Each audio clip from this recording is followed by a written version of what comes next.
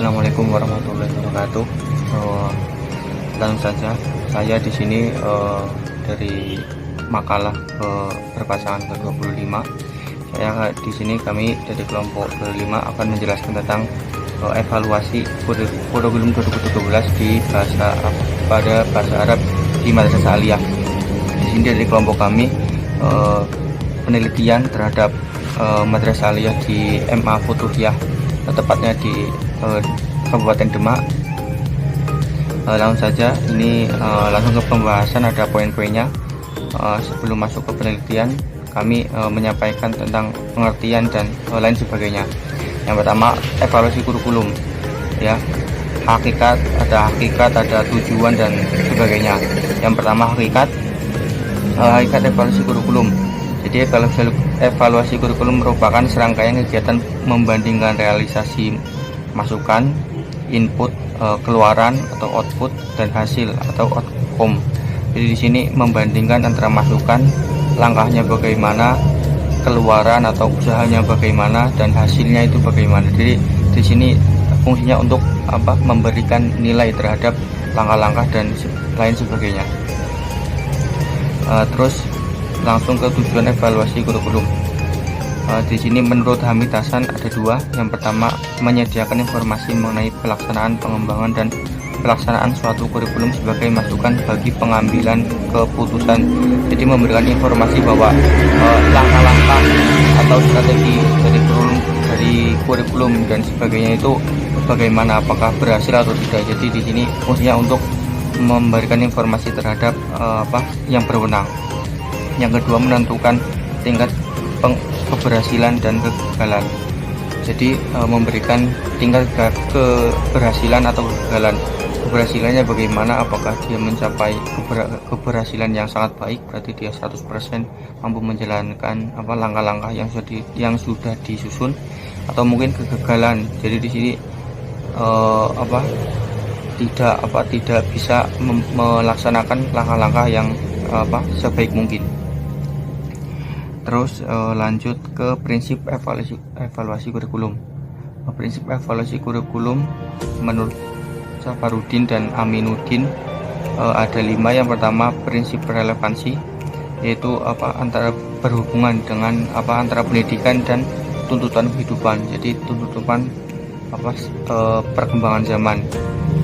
Semisal sekarang berarti tuntutan zamannya mengenai teknologi dan perkembangan yang saat ini sedang marak-marak terjadi. Terus yang kedua, prinsip efektivitas, artinya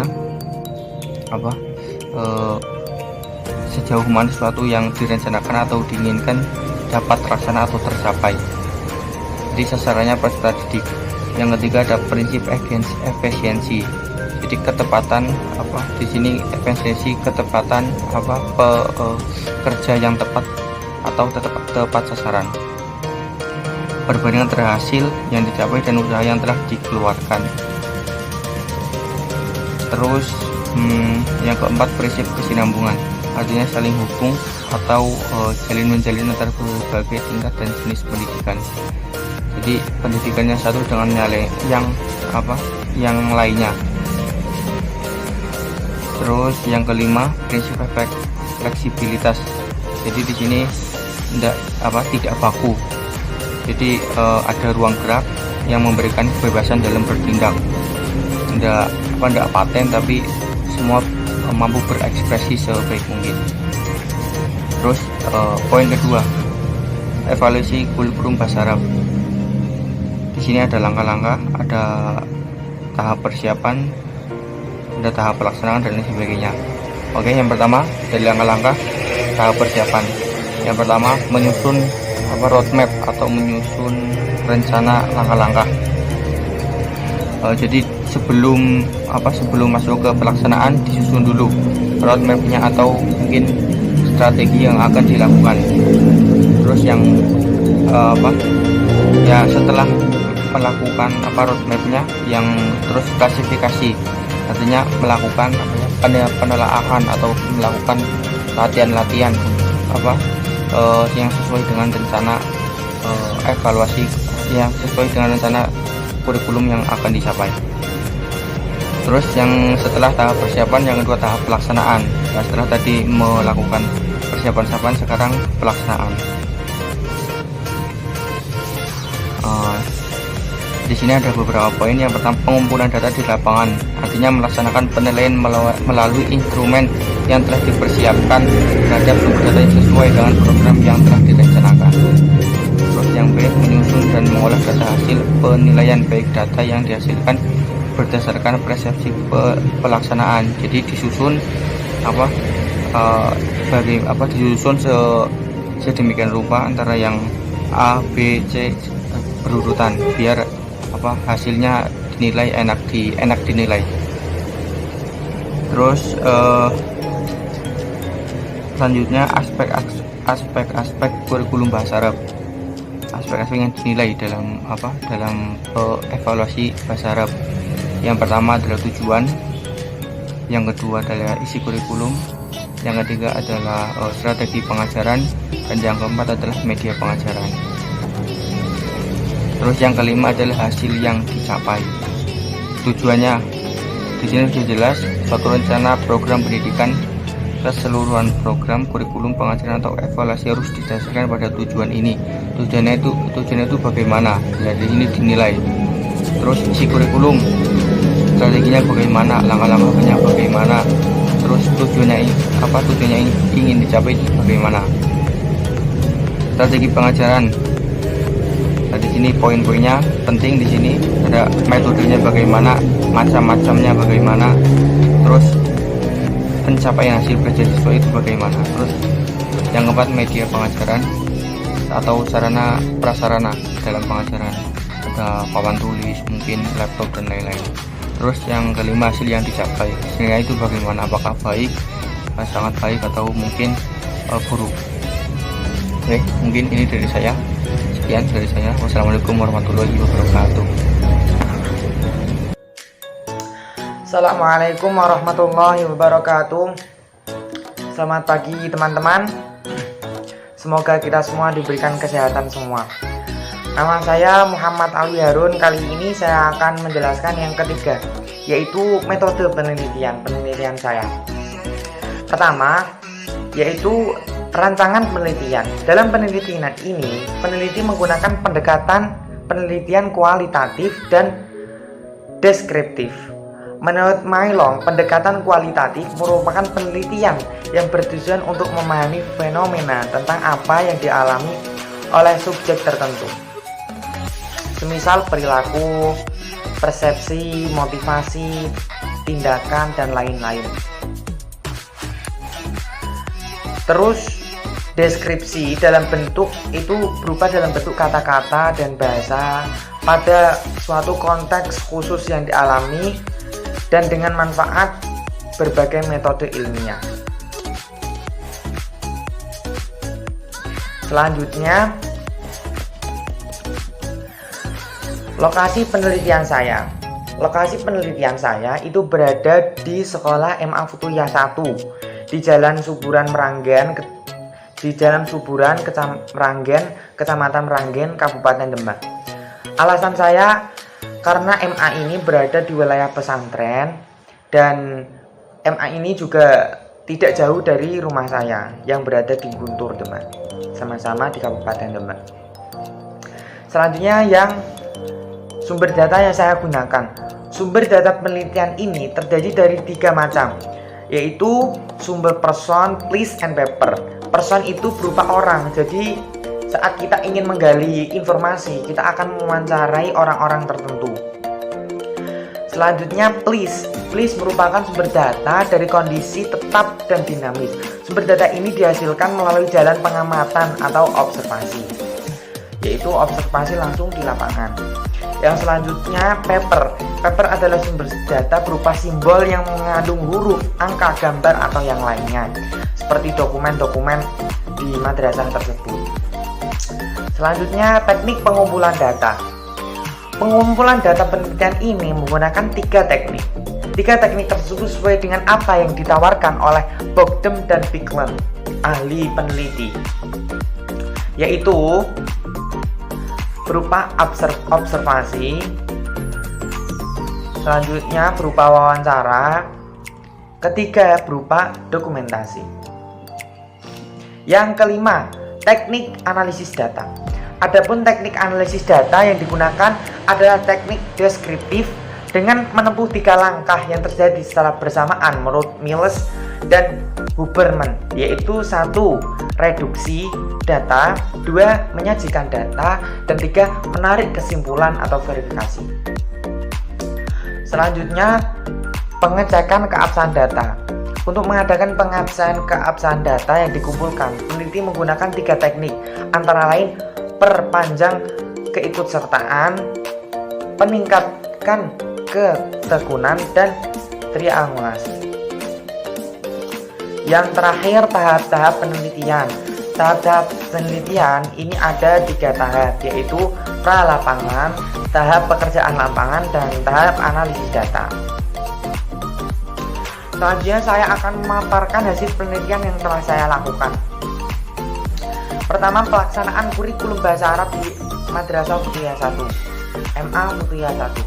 Pada penelitian ini, peneliti menggunakan data wawancara, observasi, dan dokumentasi.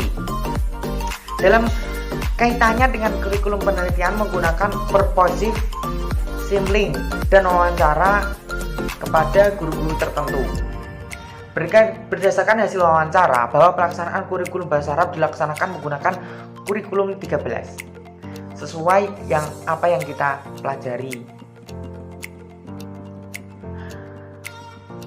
Nah, jadi kurikulum 13 ini mencakup 4 kompetensi inti, yaitu pertama, sikap spiritual, 2, sikap sosial, 3, pengetahuan, dan 4, keterampilan.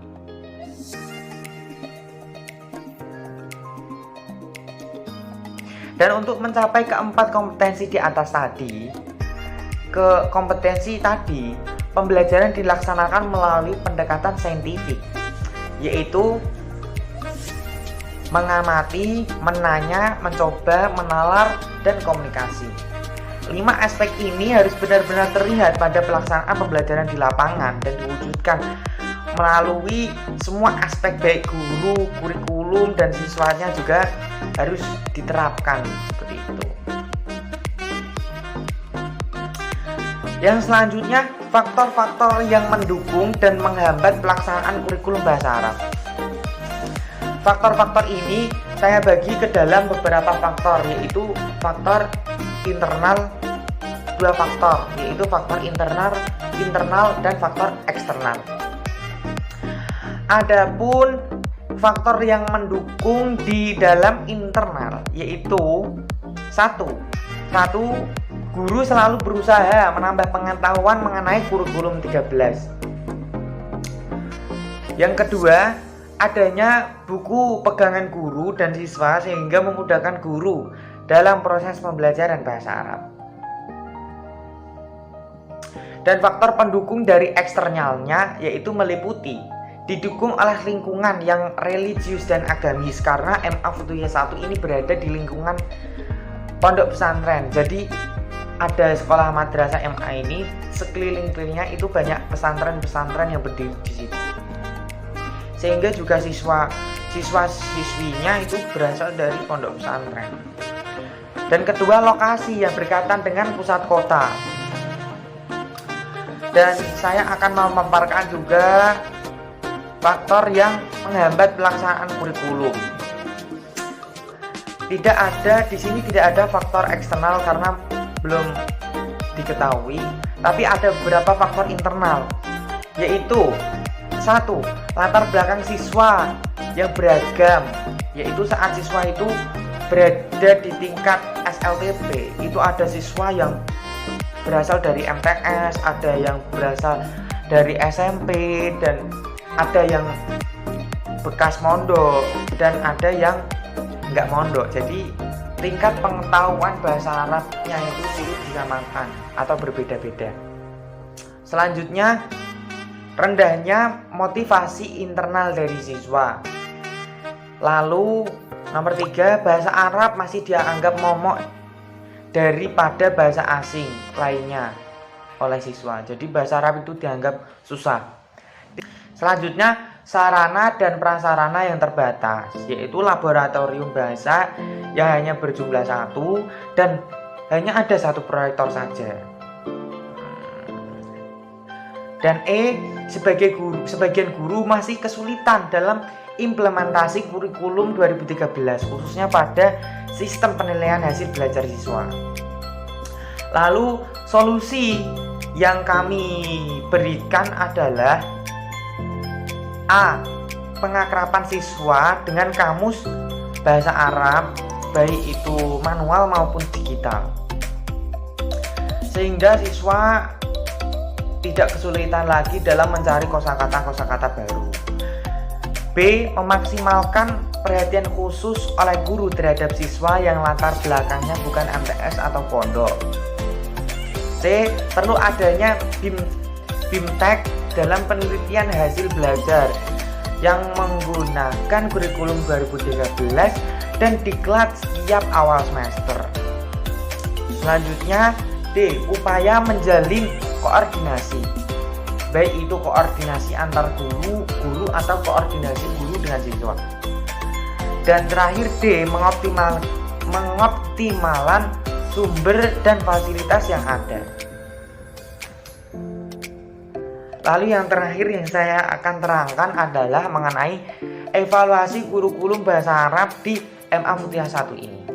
Adapun evaluasi kurikulum bahasa Arab di MA Futhiah 1 menggunakan beberapa evaluasi, yaitu evaluasi perencanaan dan pengembangan, evaluasi monitoring, dan evaluasi program komprehensif. Dengan adanya beberapa evaluasi kurikulum tersebut, diharapkan siswa mampu untuk mengetahui apakah kurikulum mencapai sasaran secara efektif atau belum, dan apakah kurikulum terlaksana sebagai mestinya atau belum. Sekian, terima kasih dari kelompok kami yang kami paparkan, semoga bermanfaat. Wabillahi taufiq wal hidayah. Wassalamualaikum warahmatullahi wabarakatuh.